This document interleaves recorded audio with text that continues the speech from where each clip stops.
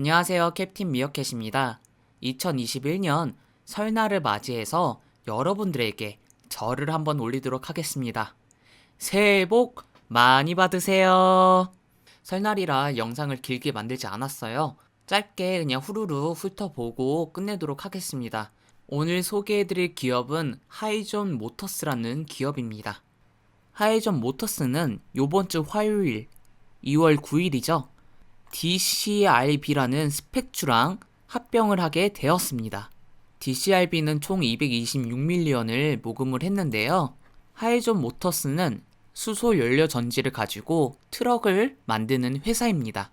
벡터 IQ 에커시전 그룹이 니콜라랑 역합병을 하면서 총 모금했던 금액이 755밀리언이에요. DCRB에 비해서는 굉장히 많은 금액을 모금을 했었죠. 그리고 니콜라랑 합병을 통해서 니콜라의 시가총액이 한 8빌리언인가 9빌리언 정도가 됐을 거예요. 하이존 모터스 같은 경우는 DCRB랑 합병을 했을 경우에 기업 가치가 약 2빌리언 정도밖에 안 된다고 합니다. 니콜라에 비해서 상당히 적은 기업 가치를 가지고 있습니다. 하이존 모터스에 대해서 알기 전에 알아야 할 기업이 있어요. 그 기업은 호라이즌 퓨얼셀 테크놀로지입니다. 왜 이 기업에 대해서 알아야 되냐면 호라이즌 퓨얼셀 테크놀로지에서 분사한 기업이 하이존 모터스이기 때문입니다. 호라이즌은 2003년에 설립된 회사이고요. 17년 동안 수소 연료 전지를 개발한 회사예요. 굉장히 오랫동안 수소 연료 전지에 대해서 개발한 회사인 거죠. 이분은 호라이즌의 공동 설립자이자 CEO인 조지 구라는 분이에요. 아시아인인데 이 호라이즌이라는 기업이 싱가포르 회사예요. 그래서 CEO인 분이 아시아인인 것 같아요. 수소 발전소, 수소 열차, 수소 트럭, 수소에 관련된 모든 걸 하는 것 같아요. 여기 보면 그 비행기도 있죠. 하이존 모터스는 트럭을 만든다고 했죠. 근데 또 호라이즌 퓨얼셀 테크놀로지의 분사 기업인 HES 에너지 시스템이 있습니다. 이 회사는 수소 연료 전지를 가지고 비행기와 드론을 만드는 회사예요. 이분이 CEO네요. 여기 보시면 이제 드론 같은 경우는 이미 상용화가 된 상태고 2025년에 이러한 비행기가 나온다고 하고 2030년에는 이러한 비행기가 나온다고 하네요.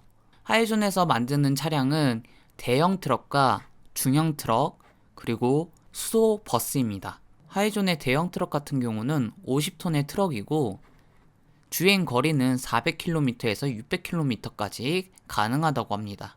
테슬라에서 나오는 차량이 약 500km 정도가 될 텐데 아무래도 전기 대형 트럭 같은 경우는 무게가 많이 나가면 많이 나갈수록 주행 거리가 점점 짧아지잖아요. 그런 면에서 봤을 때는 하이존 모터스가 훨씬 나은 것 같습니다. 중형 트럭 같은 경우는 500km 정도 된다고 하네요.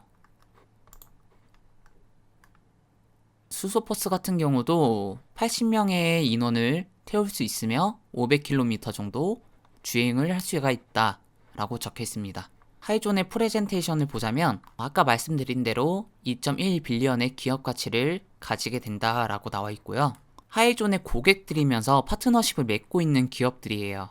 하이네켄과 코카콜라, 이케아 등등 이러한 기업들이 있는데 상당히 많은 기업들과 파트너십을 맺고 있습니다. 내용들이 다 전반적으로 우리가 알고 있는 것들이에요. 수소를 개발하면 어떤 게 나아지고 그런 것들 있잖아요. 이거 같은 경우도 태양열로는 한계가 있다. 수소를 활용한 에너지가 필요하다라는 내용들이고 2020년부터 2030년까지 34%가 성장할 것이며 20빌리언이면 200억이죠. 200억 정도에 달할 것이라고 적혀 있네요. 2030년까지 봤을 때 2030년에는 클래스 8이 가장 높은 비중을 차지하고 있어요. 그 다음으로는 클래스 3겠네요. 아무래도 수소 차량이다 보니까 클래스 8이 가장 많은 비중을 차지하고 있는 것 같아요. 여기에서 말하는 거는 2030년까지 수소의 생산량이 360배가 증가할 것이다 라고 얘기하고 있습니다. 하이존의 경쟁사들인데요. 경쟁사로는 도요타, 파워셀, 그리고 GM, 현대자동차 등등이 있네요. 근데 여기서 나타내고자 하는 거는 다른 경쟁 업체들보다 하이존의 기술력이 더 좋다. 수소 기술력이 훨씬 좋다. 라고 얘기를 하는데 G3 타이탄 140.1 같은 경우는 도요타랑 동등하지만 G3 타이탄 140.2 같은 경우는 도요타보다 훨씬 더 성능이 좋다. 여기도 마찬가지로 타이탄 140.2가 훨씬 성능이 좋다라고 나타내고 있습니다. 하이존의 비즈니스 모델을 살펴볼 수가 있는데요. 포드나 DAF 같은 기업들이 트럭을 만들 때 필요한 자재를 납품을 하면 하이존 같은 기업들이 트럭을 제작을 해가지고 고객사들에게 납품을 하게 됩니다. 하이존 모터스에서 개발한 수소연료 전지는 수소연료 전지가 필요한 기업들에게 납품을 합니다. 총 이런 두 가지의 비즈니스 모델을 가지고 있습니다. 하이존 모터스는 2020년에 500대 이하의 수소연료 전지가 탑재된 트럭을 납품을 했었는데요. 2023년에는 5,000대를 납품을 할 것이라고 하는데요. 니콜라 같은 경우는 2,000대, 현대 같은 경우는 2,000대. 여기에 니콜라를 언급을 했었는데 니콜라 같은 경우는 2021년이었던 게 2023년으로 미뤄지면서 취소될 확률이 높다라고 말을 하고 있습니다. 현대 같은 경우는 2025년까지 2,000대를 생산할 것이라고 말을 하고 있는데 어떻게 될지 모르겠어요, 이거는. 아무튼 이런 걸 봤을 때 하이존 모터스가 다른 업체들보다 한 발 더 앞서 있다라는 걸 확인할 수 있습니다. 하이존 모터스는 36톤에서 50톤 되는 트럭을 헤비 트럭이죠. 이게 뭐냐? 2025년까지 1888밀리언을 판매할 것이라고 말을 하고 있네요. 이거는 기업 측에서 본인들이 이렇게 할 것이다라고 얘기를 하는 거지 이렇게 될지 안 될지는 지켜봐야 될 문제인 것 같습니다. 이거는 재무제표 요약된 건데 단위는 밀리언이고 아까 보셨다시피 헤이비 트럭 같은 경우는 2021년에 74밀리언을 달성할 것이고 시티버스 같은 경우는 11밀리언이 달성될 것이다. 그래서 총 85밀리언을 가지게 될 거고 그래서 총 매출 같은 경우는 37밀리언 에비타 같은 경우는 적자 73밀리언이 되겠네요. 2022년에도 적자가 나고 2023년부터 87밀리언 정도의 에비타가 생성이 됩니다. 그러면 적자에서 흑자로 전환될 때까지가 딱 2년 정도 소비가 되겠네요. 2년 안으로 흑자 전환이 가능한 기업이다.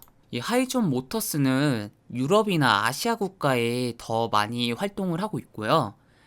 북미로도 진출을 하고 있는 상태라고 합니다. 아마 2022년, 2023년에는 미국에도 많이 판매가 되지 않을까 싶어요. 하이존이랑 합병할 스펙주 DCRB의 차트인데요. 합병 소식으로 인해서 쭉 올라갔다가 20불까지 찍었어요. 20불까지 찍고 조정을 받아서 이제 쭉 내려왔어요.